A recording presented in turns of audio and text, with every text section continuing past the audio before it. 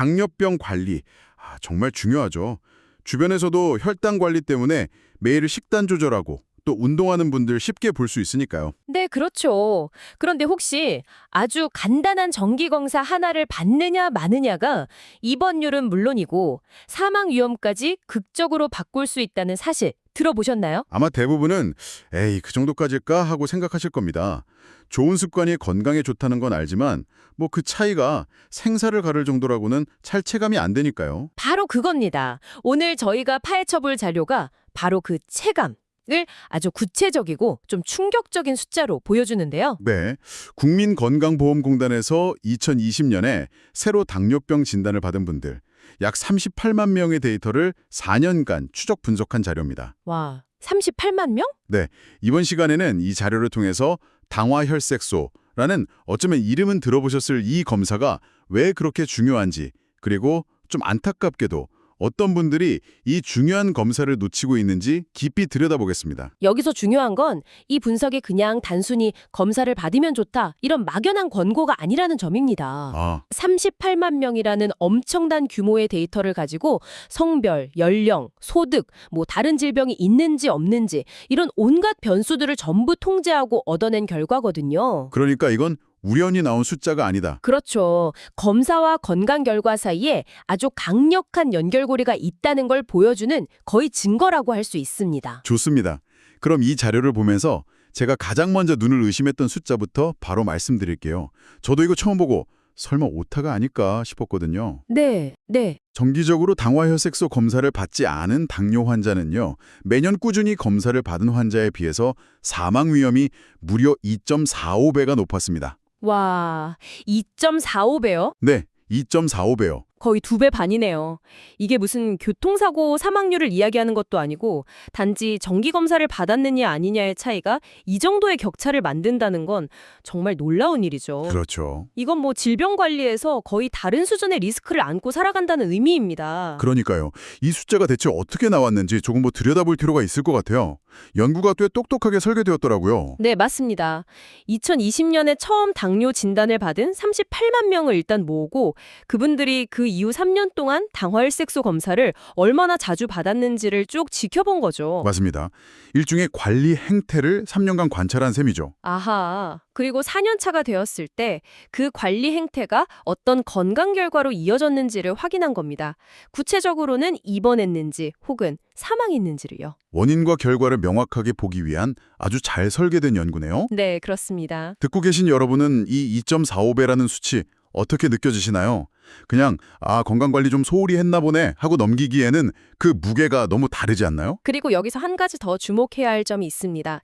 이게 사망이라는 극단적인 결과에만 해당하는 이야기가 아니라는 거예요. 또 있나요? 네, 같은 조건에서 입원 위험 역시 1.33배나 높게 나타났습니다. 와... 이건 당뇨 합병증으로 인해서 삶의 질이 급격하게 떨어지는 상황을 막는 데에도 이 검사가 결정적인 역할을 한다는 걸 의미합니다. 단순히 오래 사는 문제가 아니라 건강하게 사는 문제랑 직결되어 있는 거죠. 삶의 질과 직결된다니 정말 무섭네요.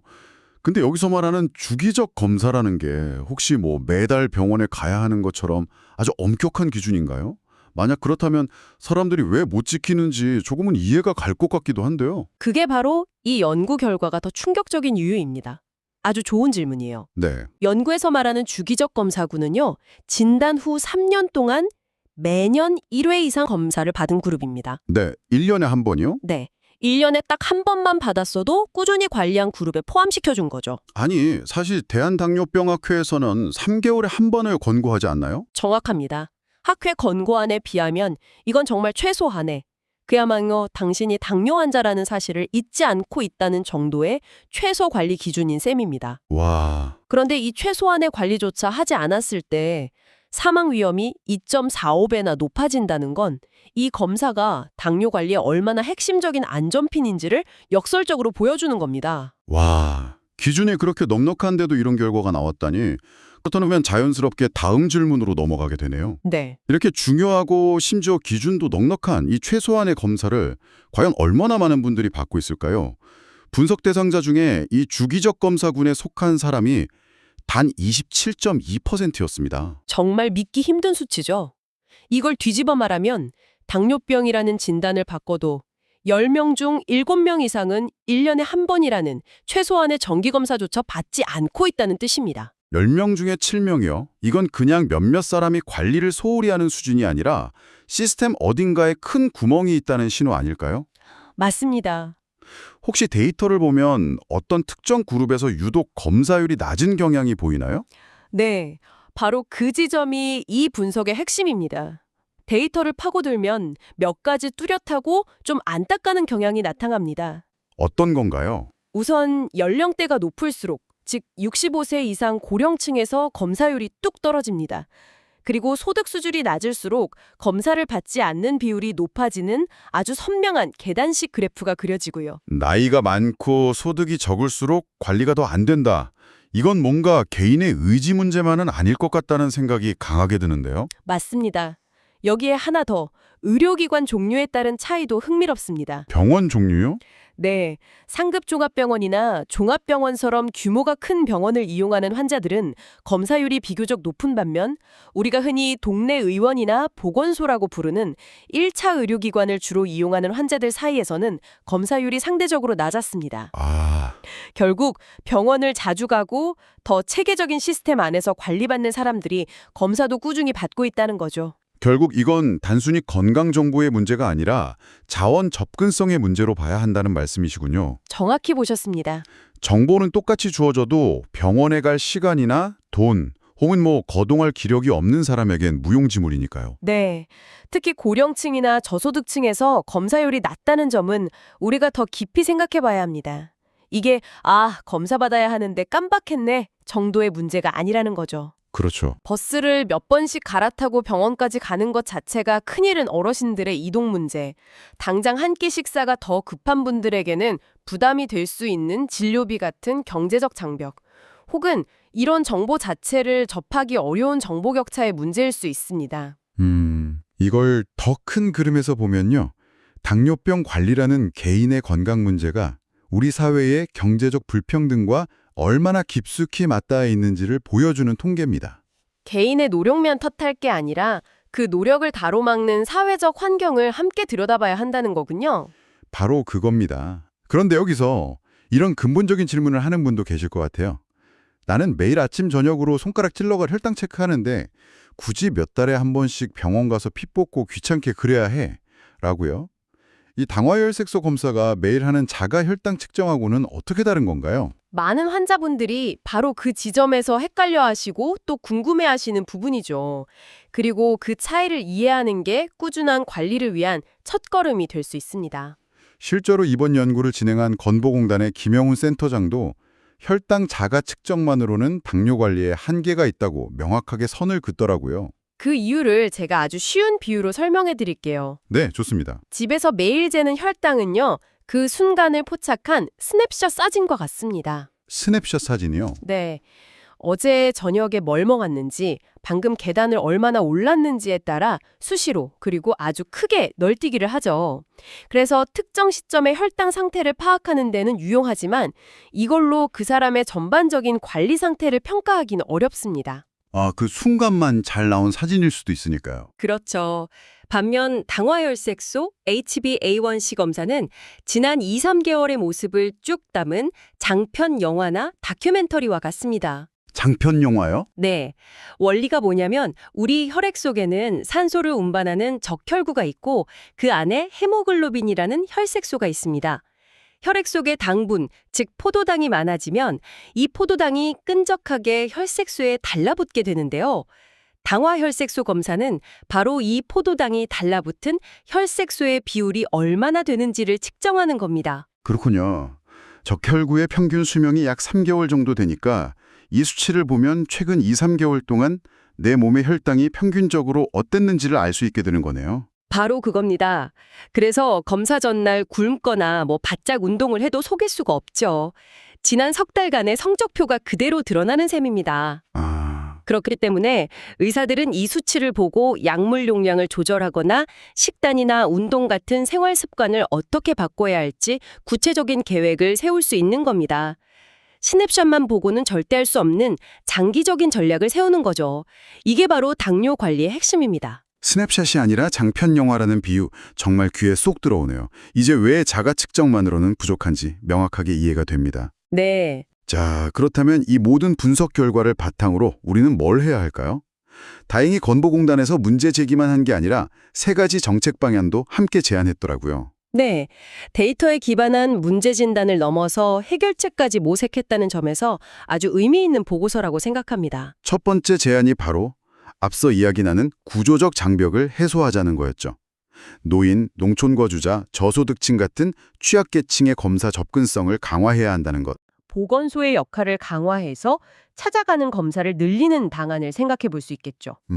혹은 검사 비용 지원을 확대해서 경제적 부담을 덜어주는 것도 직접적인 해법이 될 수 있고요. 그리고 두 번째 제안도 흥미로웠습니다. 의원급 의료기관 중심의 당뇨병 관리질을 높여야 한다는 건데 이건 결국 환자들이 가장 많이 찾는 동네 병원의 역량이 중요하다는 의미겠죠. 그렇습니다. 모든 당뇨 환자가 대학병원에 갈 수는 없으니까요. 환자들이 가장 먼저 그리고 가장 자주 만나는 동네 의사 선생님들이 당화 혈색소 검사의 중요성을 더 적극적으로 알리고 검사를 꾸준히 받도록 챙겨주는 시스템이 갖춰져야 전체 관리의 질이 올라갈 수 있다는 겁니다. 마지막 세 번째는 주기적 검사에 대한 정책적 인센티브 마련이었습니다. 이건 꾸준히 검사를 받는 행위 자체에 어떤 보상을 줘서 참여를 유도하자는 아이디어로 보이네요. 네, 일종의 당근 인셈이죠. 예를 들어 1년간 꾸준히 검사를 받은 환자에게는 본인 부담금을 일부 할인해 준다거나 건강관리에 쓸 수 있는 포인트를 제공하는 식의 긍정적인 유인책을 생각해 볼 수 있습니다. 그렇군요. 이 3가지 제어는 각각 따로 노는 게 아니라 서로 맞물려 돌아가야 합니다.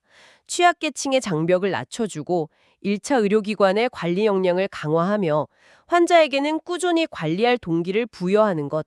이 3바퀴가 함께 굴러갈 때 비로소 10명 중 7명의 관리를 놓치는 안타까운 현실을 바꿀 수 있을 겁니다. 그리고 이번 분석이 대한진단검사의학회와 공동으로 진행됐고 앞으로 더 심층적인 추가 분석도 계획 중이라고 하니 이런 제안들이 구체적인 정책으로 이어질 가능성도 충분히 기대해 볼 수 있겠습니다. 네. 데이터에 기반한 정확한 문제 진단이야말로 실효성 있는 정책의 출발점이죠. 그런 의미에서 이번 분석이 아주 좋은 사례가 될 것 같습니다.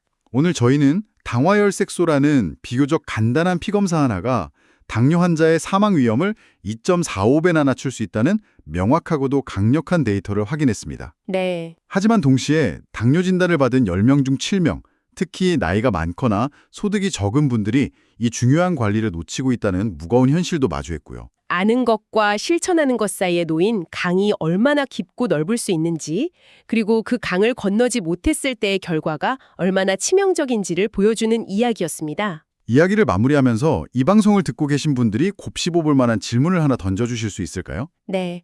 오늘 이야기는 당뇨병 환자에게 당화혈색소 검사가 생명줄과 같다는 것을 보여주었습니다. 그렇다면 질문은 이겁니다. 네. 이 이야기를 듣고 계신 당신의 건강에는 어떤 알고는 있지만 놓치고 있는 필수적인 검사나 습관이 있나요? 저도 순간 뜨끔하네요. 미뤄뒀던 건강검진 예약이라던가 그런 것들이요? 그럴 수 있죠. 그것이 정기적인 건강검진일 수도 있고 특정 질환에 대한 추적 관찰일 수도 혹은 매일 실천하기로 다짐했지만 미루고 있는 작은 생활 습관일 수도 있습니다. 오늘 이야기가 그것을 한 번쯤 돌아보는 계기가 되었으면 합니다. 그리고 한 걸음 더 나아가 이 데이터는 우리 사회 전체에 더 큰 질문을 던집니다. 개인의 건강을 위협하는 것이 단지 질병 그 자체가 아니라 그 질병을 관리할 시스템과 자원에 대한 접근성의 차이라면 우리는 이 문제를 어떻게 해결해야 할까요? 이건 더 이상 개인의 의지나 정보의 문제가 아닙니다. 우리 사회 전체가 함께 풀어야 할 구조적인 숙제입니다. 당신의 건강을 지키기 위한 최소한의 검사를 받는데 당신이 어디에 사는지, 나이가 몇 살인지, 소득이 얼마인지가 결코 장벽이 되어서는 안 되니까요.